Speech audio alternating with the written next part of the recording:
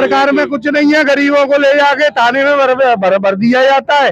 अगर आज हम इस बात को सुना रहे हैं, हो सकता है कल हम पे भी कोई FIR हो जाए।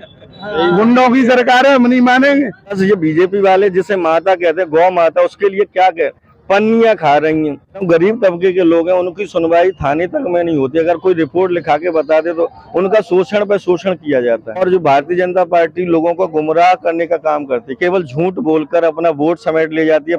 मध्य प्रदेश विधानसभा चुनाव को लेकर के हम लगातार ग्राउंड रिपोर्टिंग कर रहे हैं। इस वक्त हम मौजूद हैं मध्य प्रदेश की अंबा विधानसभा में। हम लगातार जनता से राय ले रहे हैं, क्योंकि तमाम राजनीतिक पार्टियों द्वारा तमाम तरीके की घोषणा की जा रही है, तमाम तरीके के वादे किए जा रहे हैं। तो इस बीच जनता की क्या राय है, हम जनता से भी लगातार राय ले रहे हैं कि जनता क्या सोचती है, आखिरकार जनता का क्या मत है, किस ओर जनता का रुझान है। सर, सबसे पहले नाम बताएं। मेरा नाम संजय सिंह तोमर है और मैं दिमनी और अंबा विधानसभा दोनों में, हमारा यह जो दिमनी विधानसभा क्षेत्र है उसमें हमारा गांव पड़ता है और अंबा विधानसभा में हम यहाँ पे निवास करते हैं। अच्छा, वोट दिमनी में कि अंबा में? वोट दोनों जगह। मेरा वोट तो दिमनी में है पर मेरे घर वालों का वोट अंबा में है। अच्छा, दिमनी की बात करती है। हाँ। आपका दिमनी में वोट है। दिमनी में किस ओर लहर चल रही है? लहर कांग्रेस की चल रही है, क्योंकि पूरी जनता मिलकर बदलाव चाह रही है। जनता चाह रही है कि किसी भी तरीके से 18 साल की कुशासित सरकार को, जो कि सारे इतना जगह पर भ्रष्टाचार व्याप्त है कि हर जगह आप छोटा सा कार्य कराने जाइए, विदाउट पैसे वो नहीं हो रहा है। छोटे छोटे बच्चों का जो भी जाति प्रमाण पत्र बनता था, पहले फ्री में बनता था, उसके लिए भी 600 से 800 रुपए ले जाए। और महंगाई का तो आलम आप देख ही रहे हैं। और जो भारतीय जनता पार्टी लोगों को गुमराह करने का काम करती है, केवल झूठ बोलकर अपना वोट समेट ले जाती है। 15 दिन बाद लोग आते हैं और अपना आभा मंडल बनाते हैं, फिर भयंकर तरीके से 5 साल जनता को ठगा जाता है। अच्छा, बीजेपी ने केंद्रीय मंत्री नरेंद्र सिंह तोमर को दिमनी विधानसभा चुनावी मैदान में उतारा है, उनसे क्या नाराजगी है? उनको नहीं जिताओगे? नहीं, देखो, हमें किसी से व्यक्तिगत तौर पे किसी से नाराजगी नहीं है, लेकिन विचारधारात्मक रूप से हम केवल कांग्रेस पार्टी को इस बार वोट देना चाहते हैं। संपूर्ण दिमनी विधानसभा और अंबा विधानसभा दोनों लोग हमेशा मतलब कांग्रेस पार्टी को वोट करना चाहते हैं। उसका मुख्य उद्देश्य है कि किसी भी तरीके से बदलाव हो। उनके मतलब 18 साल से करप्शन इतना बढ़ रहा है कि कोई भी उसका जवाब देने के लिए तैयार नहीं है।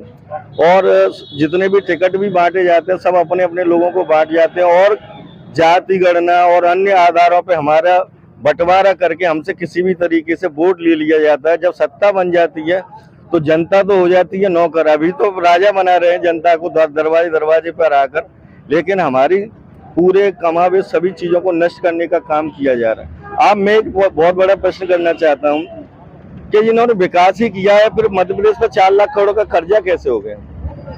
ये कोई पूछता क्यों नहीं है कि जब हमने विकास किया है, विकास में ऐसा, ये आप अंबा हॉस्पिटल के सामने खड़े, अगर आपकी उंगली भी कट जाएगी तो आपको मुरैना रेफर कर दिया जाएगा।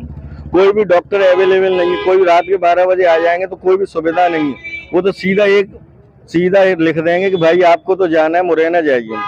तो हम ये सोच रहे हैं कि यहाँ से लगातार सांसद विधायक, और ये सन 77 से लगातार बीजेपी का गढ़ रहा है, लेकिन आज तक क्या विकास ऐसा हुआ है? किस बात पर हम इन्हें वोट दें? ये मैं प्रश्न पूछना चाहता हूँ इन बीजेपी के सभी नेताओं से। पर केवल इसी समय पे आकर, और प्लस इतना खनन हुआ है मध्य प्रदेश सरकार में, नर्मदा पोली हो गई, चंबल पोली हो गई। पर मैं एक और बात बता रहा हूँ कि सुबह से लेकर शाम तक मीडिया पे ये सारी चीजें, खबरें चलाई जाती हैं, जिससे लोगों की क्या है कि मानसिकता ऐसी हो गई कि वो अंधभक्त बन गए।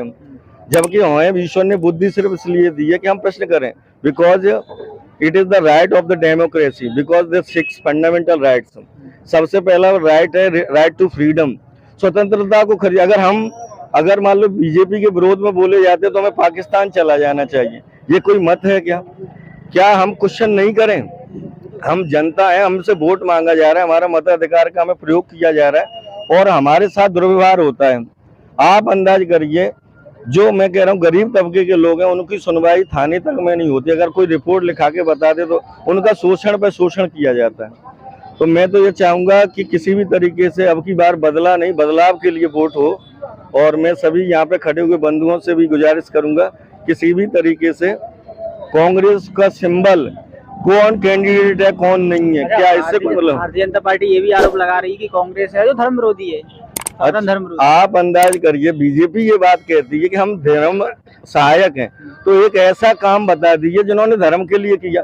आप अंदाज करिए जितने भी संसाधन है इन्होंने इकट्ठे कर लिए, इनके नेताओं पे इतने भ्रष्टाचार के आरोप हैं। अगर किसी पर एक छोटा 100 रुपए का आरोप है उसे जेल भेज दिया जाता है, और इन सभी बीजेपी के नेताओं को क्लीन चिट कैसे मिल रही है? मेरा सिर्फ यही पूछना है कि उन्हें कैसे क्लीन चिट मिल जाती है, जबकि कांग्रेस के किसी भी व्यक्ति को अगर आप पकड़ लेंगे या किसी भी पार्टी का कोई व्यक्ति हो, वो देशद्रोही हो गया, जबकि हर व्यक्ति यहीं जन्मा है। हिंदू, मुस्लिम, सिख, ईसाई या सभी जातियों के लोग जन्मे तो यहीं पे हैं। क्या आपकी बीजेपी वालों की भारत माता है तो इन सभी की भारत माता कहाँ से आएगी? और प्लस ये बीजेपी वाले जिसे माता कहते हैं, गौ माता, उसके लिए क्या कह पन्नियां खा रही हैं। वो तो बड़ा भला हो इन व्यापारियों को, सुबह इन कहीं से कैसे गौशाला वगैरह व्यवस्था नहीं है, कोई भी गौशाला किसी भी तरह की, केवल पैसा निकाला जाता है। गौशाला में तो कोई गाय ही नहीं है, बेचारी मरती फिरती रहती हैं। आप गांव चले जाइए, 100 गायों के झुंड लगे हुए हैं। अगर एक रात किसान अगर सो गया तो उसका 2 बीघा 3 बीघा जमीन चली जाती है। और मैं क्या कह रहा हूँ, ये सीधा सिद्धांत पूंजीवाद का हो रहा है। जो लोग बीजेपी का सपोर्ट कौन से लोग कर रहे हैं? जो आराम से खा पी रहे हैं, और छोटे नौजवान पीढ़ी इतनी वो नहीं है, उसके हाथ में झंडा पकड़ा दिया जा रहा है। सीताराम बताइए, मैं पूछना चाहूंगा, भारतीय जनता पार्टी का कौन सा उसका लड़का किसी भी कार्यक्रम में झंडा उठाता है? हमारे गरीब लोग वो झंडा उठाते हैं, 500 रुपए की मजदूरी करते हैं उनपे, और बड़ी बड़ी रैलियों में उन्हें इकट्ठा करके ले जाता है। मैं बताऊं, रोजगार की बात कौन करेगा? 12 करोड़ युवा इस भारत देश में बेरोजगार है। मध्य प्रदेश में 5 साल से कोई एसआई की भर्ती नहीं निकली है। जितने मतलब पटवारी घोटाला हो गया, आप एक कॉलेज में से 1000 बच्चों का सिलेक्शन हो गया, पर उस पर कोई जवाबदेही नहीं है, उस भर्ती को भी कैंसिल नहीं किया गया। तो मैं सिर्फ ये कहना चाहता हूं कि अब की बार केवल बदलाव हो। रोटी को अगर एक ही तरीके से सेका जाएगा तो पूर्ण रूप से जल जाएगी। मेरा ये अपना व्यक्तिगत विचार है। कांग्रेस अगर सत्ता में आती है तो आपने जो सारी समस्या बताई, इसका निराकरण हो पाएगा? देखिए, कुछ तो बेहतर होगा, कुछ बेहतर होगा, कुछ अच्छा मिलेगा। मैं एक बात बताऊं, उसका मैं एक छोटा सा एग्जांपल दूं।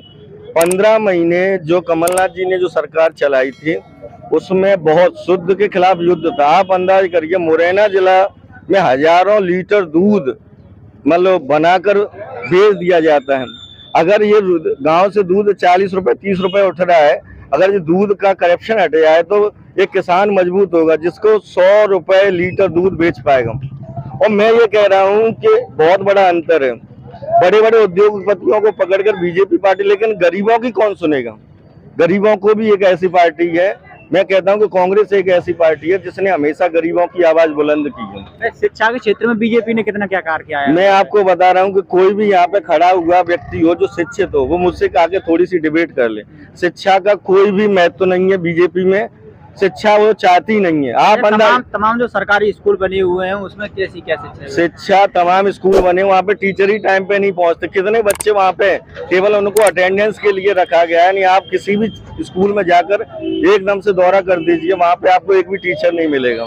आकाश शर्मा नाम है मेरा। क्या माहौल है अभी? माहौल है कांग्रेस का माहौल पूरे प्रदेश में। गुंडा राज है बीजेपी का। क्या मुद्दे होने वाले, किन मुद्दों को लेकर क्या व्यवस्था? अम्बा में ना तो हॉस्पिटल में कोई ढंग की स्वास्थ्य सुविधाएं, मशीनें सब बंद पड़ी हैं, डॉक्टर सब गायब रहते हैं, प्राइवेट बैठ रहे हैं। सबसे बड़ा मुद्दा गरीब जनता के सरकारी में दिखाए, प्राइवेट में 400 रुपए फीस दे के दिखाए। सबसे बड़ा मुद्दा ये है अम्बा के लिए। दूसरा मुद्दा ये है कि शिक्षा विभाग के आधे से ज्यादा टीचर गायब रहते हैं। प्राइवेट संचालक अपनी अपनी संस्थाएं चला रहे हैं, बच्चों किसी के नहीं पढ़ पा रहे, सबके बच्चे जा रहे हैं कोचिंग पढ़ने के लिए। तमाम वर्तमान सरकार द्वारा घोषणा वर्तमान सरकार में कुछ नहीं है। गरीबों को ले जाके थाने में भर दिया जाता है। अगर आज हम इस बात को सुना रहे हैं, हो सकता है कल हम पे भी कोई FIR हो जाए। गुंडों की सरकार है, हम नहीं मानेंगे। हम जानते हैं सिर्फ इस समय जो सही होगा चेहरा उसको वोट देंगे, कांग्रेस का सही होगा उसको देंगे। बीजेपी विधायक यहाँ से पहले भी था, जो कांग्रेस में था वो बीजेपी में आया। गुंडों की सरकार है, इनको बोलने का भी ढंग नहीं है। किसी गरीब कोई जनता जाती है उससे बात भी नहीं करते। आज की डेट में राशन कार्ड मिलेंगे सिर्फ पैसा वालों के मिलेंगे।